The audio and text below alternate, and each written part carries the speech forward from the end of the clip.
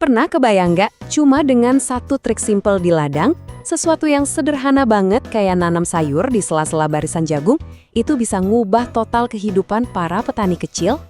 Nah, di bahasan kali ini, kita bakal kupas tuntas inovasi yang kelihatannya sepele, tapi dampaknya luar biasa ini. Gimana sih caranya memeras lebih banyak hasil dari tanah yang ukurannya ya segitu-gitu aja? Oke, kita mulai ya. Coba deh, posisikan diri Anda sebagai seorang petani kecil. Apa sih tantangan terbesarnya? Nah, ini dia masalahnya. Dan ini dialami jutaan petani di seluruh dunia. Tekanan yang nggak ada habisnya buat ningkatin panen dan pemasukan. Tapi lahannya ya cuman segitu. Lihat gambar ini deh.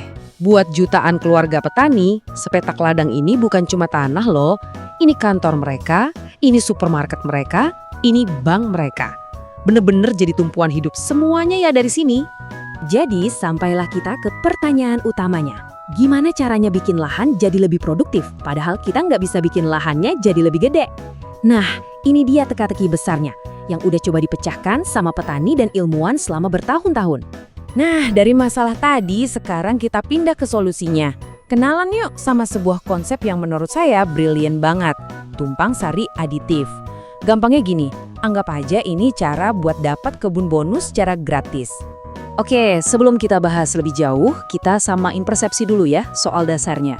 Jadi apa itu tumpang sari atau intercropping? Ini sebenarnya teknik yang udah lama banget ada. Intinya, petani nanam 2 atau lebih tanaman berbeda di satu lahan di waktu yang bersamaan.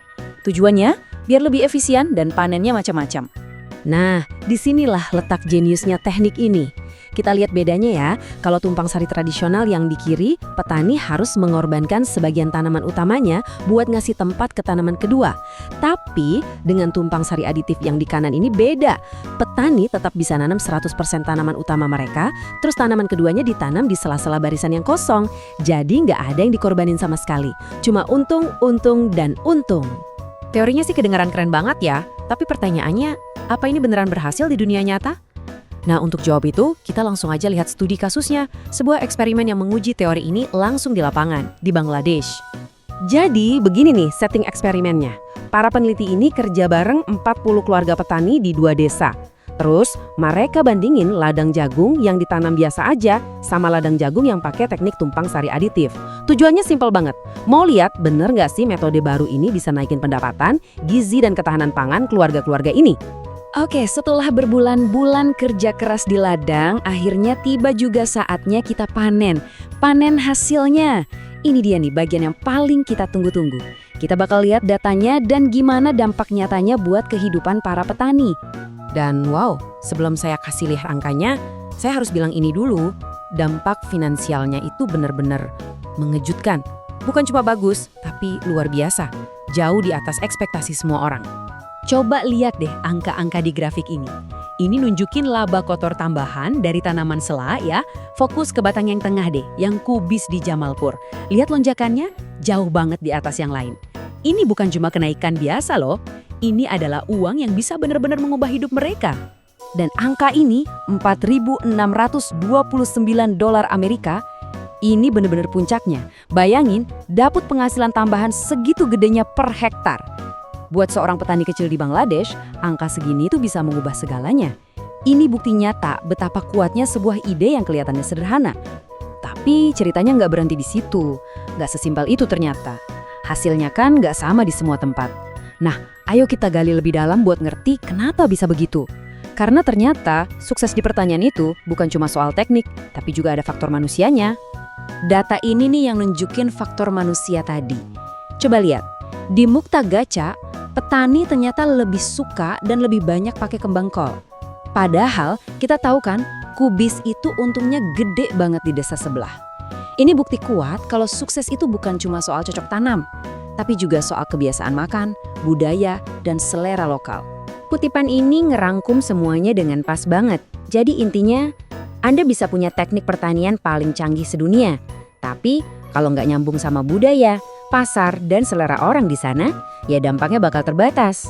Konteks itu segalanya. Ada lagi nih temuan penting dari lapangan. Ternyata timing itu segalanya. Jadi untuk sayuran daun dan kacang-kacangan bisa ditanam barengan sama jagung. Tapi buat tanaman yang rakus nutrisi, kayak kubis dan kembang kol, mereka harus dipindahin ke lahan 7-10 hari lebih awal. Kenapa? Biar mereka bisa curi start dapat sinar matahari sebelum ketutupan sama daun jagung yang makin tinggi. Detail kecil kayak gini, tapi bedanya gede banget. Oke, jadi setelah kita bedah studi kasus di Bangladesh tadi, sekarang coba kita lihat gambaran besarnya. Apa sih artinya inovasi kayak gini buat masa depan pertanian di seluruh dunia? Efek dominonya itu luar biasa loh. Ini bukan cuma soal nambahin pendapatan, tapi juga soal gizi keluarga yang jadi lebih baik, memberdayakan petani perempuan, bikin tanah lebih sehat untuk jangka panjang, bahkan bisa ngurangin pemakaian obat pembasmi gulma. Jadi, setiap ladang yang menerapkan ini secara nggak langsung ikut berkontribusi untuk tujuan global yang lebih besar, melawan kemiskinan dan kelaparan. Dan sebagai penutup, saya mau tinggalkan satu pertanyaan buat kita renungkan sama-sama. Di dunia yang serba sibuk nyari solusi canggih dan rumit, jangan-jangan jawaban terbaik untuk tantangan terbesar kita justru tersembunyi di hal-hal yang sederhana.